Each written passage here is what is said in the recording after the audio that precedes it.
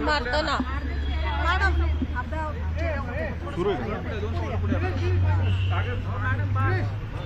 चला okay role. Madam, ही घटना नक्की काय घडलेली आहे? किती वर्षाची तरुणी होती आणि साधारणतः किती वाजताच्या दरम्यान ही घटना घडलेली आहे? बस धावती होती की बस स्टँडमध्येच बस उभी होती? हा सगळ्या घटना नक्की कशी घडली आहे?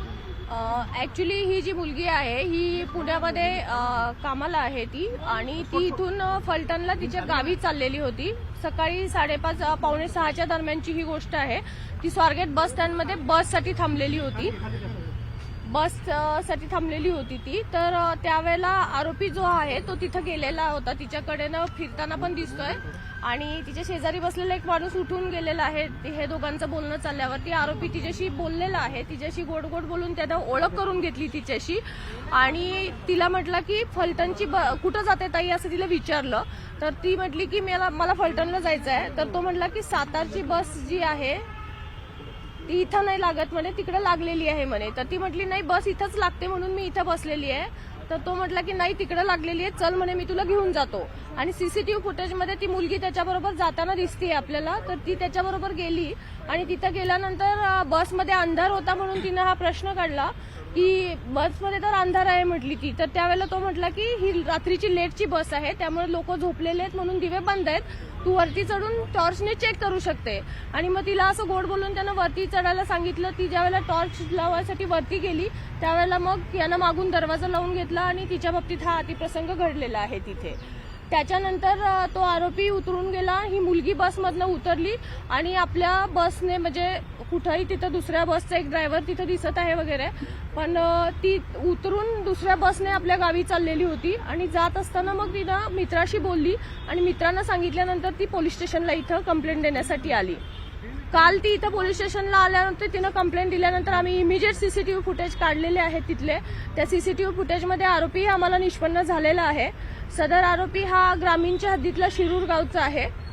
याच्यावरती पूर्वी 392 सारखे शिरूर शिक्रापूरला गुन्हे दाखल आहेत आणि आरोपीची हे झालेलं आहे, निष्पन्न झालेलं आहे ह्याच्यातला. ह्या आरोपीला शोधायला कालपासून जवळपास आमच्या 8 टीम काम करत आहेत. क्राईमच्या टीम आहेत, झोनच्या टीम आहेत आणि जवळपासच्या भागामध्ये सगळीकडे त्याचा शोध घेतला जात आहे. डॉग स्क्वॉड पण रात्री नेलेला होता. तिथल्या शेतांमध्ये वगैरे कुठं लपून बसला असेल तर त्या दृष्टीने आमचा सर्च सगळा कालपासूनच चालू आहे. या संदर्भात बस ज्यांची होती, बस ज्या सांगोला डेपोची त्याचे चालक वाहक कुठे होते? बस लॉक केलेली नव्हती का? आगार प्रमुखांशी तुमचं काही बोलणं झालंय का? ज्यांच्या प्रॉपर्टीत ही घटना घडली आहे त्या लोकांना एसटीच्या कुणालाच काही माहिती नाही असं काही घडलंय त्यांच्याकडे? नाही, असं माहित नसायचा प्रश्न नाहीये तिथं, परंतु आमच्याकडे कंप्लेंट आल्यानंतर आम्ही त्याच्यावरती कारवाई चालू केलेली आहे. तिथं रात्री सुरक्षा रक्षक नसतात का? पॉईंट आहे आपला पोलिसांचा. त्या सीसीटीव्हीचा आउटपुट आपल्या स्वारगेट पोलीस ठाण्यामध्ये बरोबर मध्ये बस पार्क केलेली होती स्वारगेट एसटी स्टँडच्या. अशा बसमध्ये रेप होतो, बलात्कार होतो एका 26 वर्षाच्या मुलीवरती आणि त्या आजूबाजूला कुणालाच कळत नाही. तुम्हाला वाटत नाही का की सिस्टीम मधले काही लॅप्सेस आहेत ज्याचे हे परिणाम आहेत? नेमका दोष कोणाचा आहे, चूक कोणाची आहे? एसटी आगारात बस लावून ती लॉक न करणाऱ्या चालक वाहकाची, ती बस लॉक होऊ शकत नाही म्हणून एसटी प्रशासनाची, की तिथं सीसीटीव्ही जे आहेत त्याचं मॉनिटरिंग नीट झालं नाही म्हणून पोलिसांची? नाही, पोलिसांचं ऍक्च्युली पेट्रोलिंग चालू असतं, पण प्रत्येक बसला जाऊन पोलीस चेक करू शकत नाही बसमध्ये काय होतंय. आणि ही बस आतमध्ये होती त्यामुळे सिक्युरिटीचा प्रश्न तिथल्याही येतो. डेपोमध्ये सिक्युरिटीचं काय आहे त्याच्याबद्दल.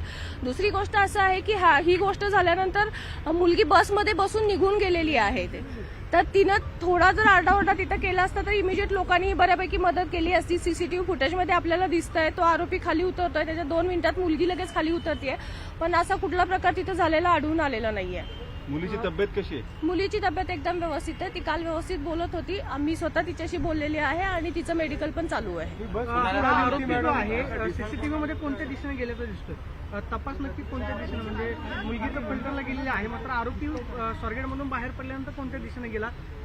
पथकं जी आहेत कुठल्या भागामध्ये तपास करतात? आता पथकं जी आहेत ते मी डिटेल तुम्हाला देऊ शकत नाही, कारण ह्याच्यामध्ये असं आहे की आरोपी जर जागा झाला, ऑलरेडी आम्ही त्याला कालपासून शोधतोय, तो आमच्या ताब्यात आलेला नाहीये. त्यामुळे तपासाचं जे पूर्ण डिटेल्स डिटेल्स मी आपल्याला आता इथे देऊ शकणार नाहीये. स्वारगेटच्या आगार प्रमुखांशी काही बोलणं झालंय का तुमचं? माझं पर्सनली अजून त्यांच्याशी काही बोलणं झालेलं नाहीये. पहिला आम्हाला आरोपी निष्पन्न करणं, त्या मुलीची काळजी घेणं हे आमच्या प्रायोरिटीच्या गोष्टी आहेत. त्या झाल्यानंतर आज आता आम्ही त्याच्यामध्ये माहिती घेऊ त्यांच्याकडूनही, त्यांच्याशी बोलणं करून घेऊ. मॅम कधी आली होती, थांबली होती कधी, आणि त्याच बसमध्ये हा आरोपी आणि प्रवासी कशी नाही आतमध्ये गेले? नाही, त्याच्याबद्दल मी डिटेल घेतलेले नाहीयेत बसच्या बाबतीतले. त्या फक्त बस आम्ही सिक्युअर करून ठेवलेली आहे, कारण आम्हाला मेन म्हणजे पहिला आरोपी तो ताब्यात घेणं हे आमच्यासाठी फार महत्वाचं आहे. आणि दुसरी गोष्ट म्हणजे मुलीची मेडिकल करून घेणं आणि तिचं मानसिक स्वास्थ्य, त्याचबरोबर टीम लावून सगळीकडचं तपासावरती कॉन्सन्ट्रेट करणं हे महत्वाचं आहे. त्याच्यामध्ये आता हे पॉईंट तपासादरम्यान आम्ही घेऊ. सगळ्यात महत्वाचं म्हणजे की आतमध्ये स्वारगेट आगारामध्ये उभी असलेली बस ही आगार व्यवस्थापकांची जबाबदारी असते. पहाटेची 5:30ची जर घटना असेल म्हणजे 4 नंतर स्वारगेट आगारातली वर्दळ जी आहे वाढायला सुरुवात होते. मग अशा सगळ्या गर्दीच्या ठिकाणी अशी घटना होणं हे नक्की मग कुणाचं अपयश आहे? माईकवरून अनाऊन्सिंग केलं जातं की फलाट क्रमांकाला कुठली बस लागलेली आहे, काय आहे, मग ही नक्की घटना संगनमतानं घडली की मग नक्की काय?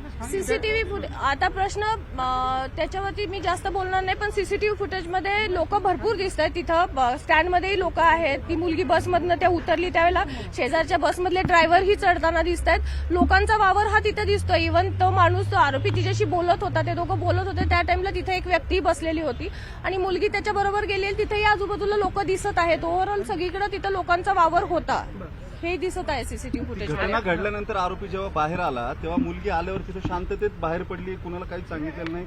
आरोपी निघून जाताना दिसतोय शांततेत. एक्झॅक्टली, सीसीटीव्ही फुटेजमध्ये आरोपी खाली उतरला की लगेच 2 मिनिटात मुलगी हे झालेली आहे, खाली उतरलेली आहे आणि नंतर ती निघून गेलेली आहे. बसमध्ये बसून ती गेलेली होती. निंब्या रस्त्यात गेल्यानंतर तिने तिच्या मित्राला फोन केलाय आणि त्याच्यानंतर मग ती परत त्यांना सांगितलं की नाही तू ह्याच्यात कंप्लेंट कर. त्यानंतर मुलगी जवळपास 9च्या दरम्यान पोलीस स्टेशनला आलेली आहे ह्या सगळ्या गोष्टीची माहिती द्यायला. शॉक मध्ये होती का हे सगळं झाल्यामुळं? तिला काय करावं हे सुचलं नाही कदाचित किंवा- आपण तसं म्हणू शकतो. त्याच्यामध्ये तिला सुचलं नसेल आणि त्यामुळे ती उशिरा आली असेल, परंतु ती आल्यानंतर आपण इमिजिएट तपासाची चक्र सगळी फिरवलेली आहे. बाहेर होता का? गुन्हेगार बऱ्याच गुन्ह्यांमध्ये आहे. त्याच्यामध्ये 392 सारखे गुन्हे आहेत. त्याच्यावरती शिक्रापूर, शिरूर ह्या भागामधले त्याच्यावरती गुन्हे आहेत. हिंदी एसटी विभागातल्या अधिकाऱ्यांची आपण चौकशी करणार आहोत. नाही, याच्यावरती सिक्युरिटीच्या दृष्टीने त्या चौकशाही आम्ही करूच नक्कीच. क्या घटना हुई है कल? एक केस जो रजिस्टर हुआ स्वारगेट पुलिस स्टेशन के बारे में जानकारी? एक 26 साल की लड़की है, वो पूना से अपने गांव सातारा में फलटन को लिए जा रही थी. तो वो 5:30 पौने 6 बजे के दरमियान स्वारगेट बस स्टैंड पे बैठी थी, बस के लिए वेट कर रही थी. तो दैट टाइम ये जो आरोपी है ये इसके पास आया है. उसने उससे पहचान बढ़ाई और फिर उससे पूछा कि दीदी तुम कहाँ जा रहे हो.